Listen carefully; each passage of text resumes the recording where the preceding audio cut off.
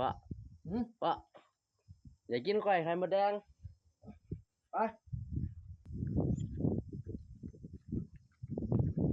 อันนี้ยังนี่อุปกรณ์ไปเหยียไข่มดแดงเดี๋ยวมียังเดินเทียบพร้อมแนวก้อยต้นเทียงพร้อมไป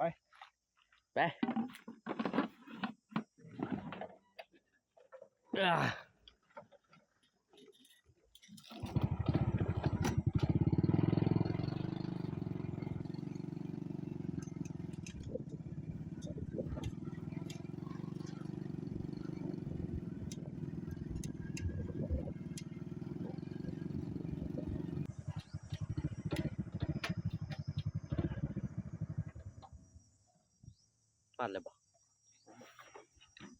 โอ้สุดยอ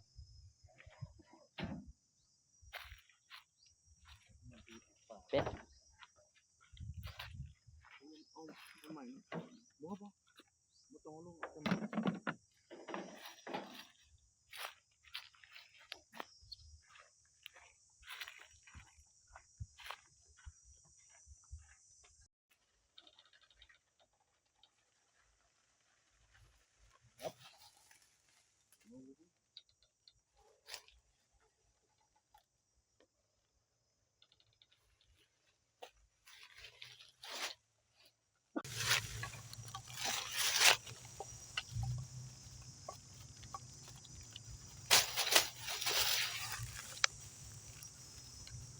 แล้วแม่นบอก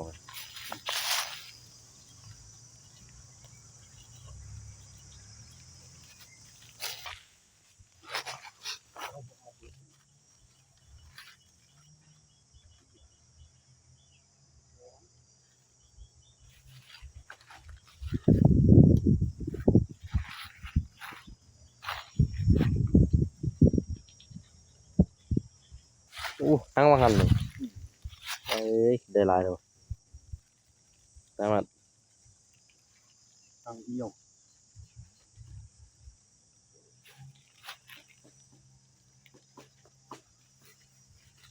ไปหังสไปกันเลยได้อยู่บ่ครับนี่ว่าห้างมั้งโอ้ยยายเหนื่อยมากเลยมันบอกผมมาหาหลายหน่วยไอ้ใหญ่ที่ใหญ่ยันที่บ้าน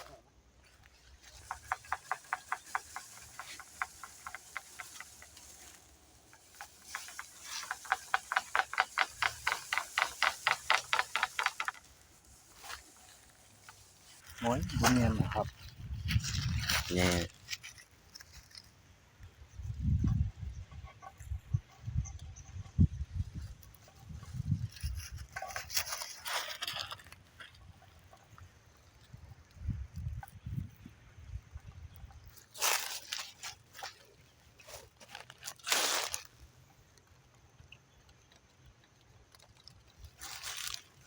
มันหน่อย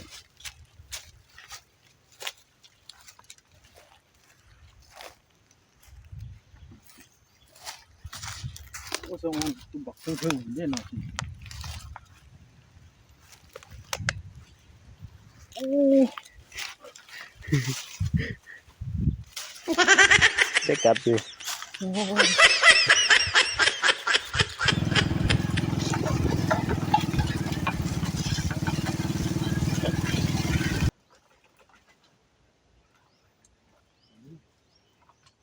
เบา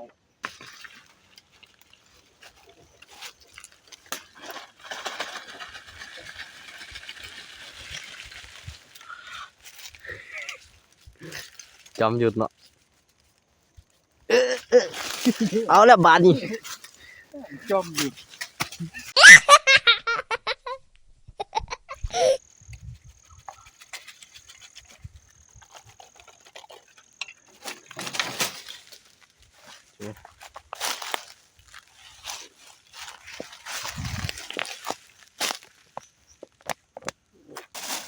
ตอนนี้เราก็ได้วัตถุดิบครบแล้วนะครับเราก็จะไปทำก้อยกัน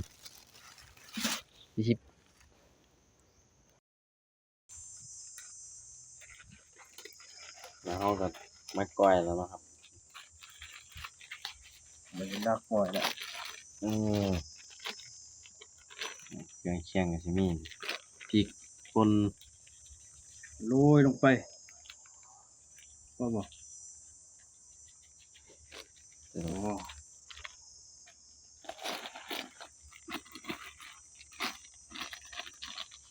ต่อไปเป็นข้าวคั่ว โรยลงไป นี่ข้าวผัดมีข้าวงอบ่ มันใหญ่สู้ สู้รสเติมหน่อยแซ่บหน่อยใส่ได้แซ่บได้ มันใหญ่สู้ขาดบ่ได้ นี่ปลาแดก อืม ภาษาไทยเขาเอิ้นปลาร้า ม้วนลงไปเอาพอน้ำแบบนี้ ไปน้ำปลานี่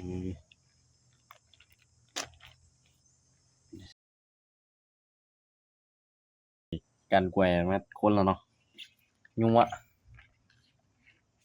ไปกินหอมมากเลย ครบครบ ครับ มีกัดมีกัด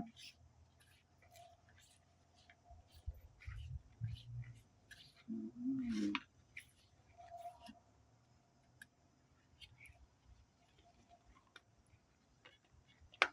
เฮ็ดแล้วแกล้งกินกันมาบ่ หน่อย ได้เลย ไป ภาพบ่นี่มันน่ะ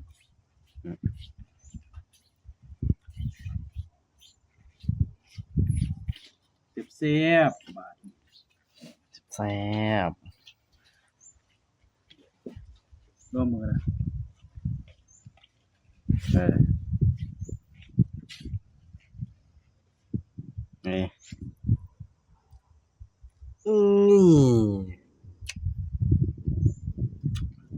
ทานยัง ยอด เลยยกโป้นี่ไป